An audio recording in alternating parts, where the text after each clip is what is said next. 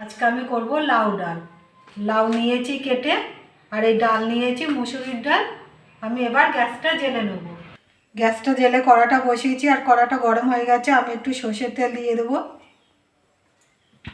তেলটা গরম হয়ে গেছে, ডালগুলো দিয়ে দেবো। ডালটা একটু ভেজে নেব। ডালটা ভাজা হয়ে গেছে, একটা সুন্দর একটা সেন্ট বেরোচ্ছে। আমি এবার জল দিয়ে দেবো।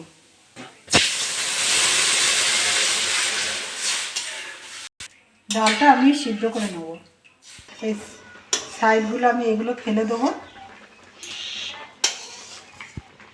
ডালটা সিদ্ধ হয়ে গেছে, লাউগুলো দিয়ে দেবো।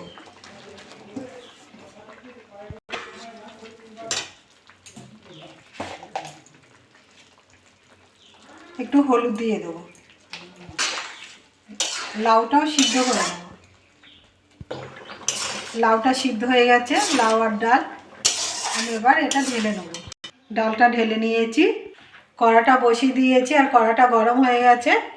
আমি এবার সর্ষের তেল দিয়ে দেবো। তেলটা গরম হয়ে গেছে, আমি শুকনো লঙ্কা আর পাঁচফোড়ন দিয়ে দেবো। একটা তেজপাতা চিড়ে দিয়ে দেবো। একটু ভেজে নেবো।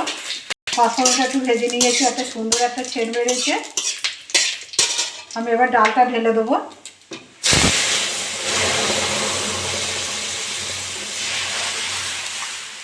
ডালটা ঢেলে দিয়েছি, স্বাদ মতো লবণ দিয়ে দেবো। একটু চিনি দিয়ে দেবো।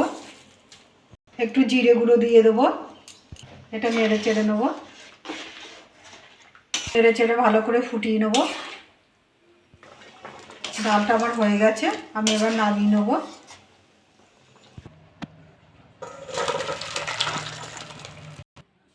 দেখুন কি সুন্দর হয়েছে। এরকম করে বাড়িতে রান্না করে খাবেন। খেয়ে ভালো লাগলে আমার চ্যানেলটাকে লাইক করবেন, শেয়ার করবেন, কমেন্ট করবেন, সাবস্ক্রাইব করবেন।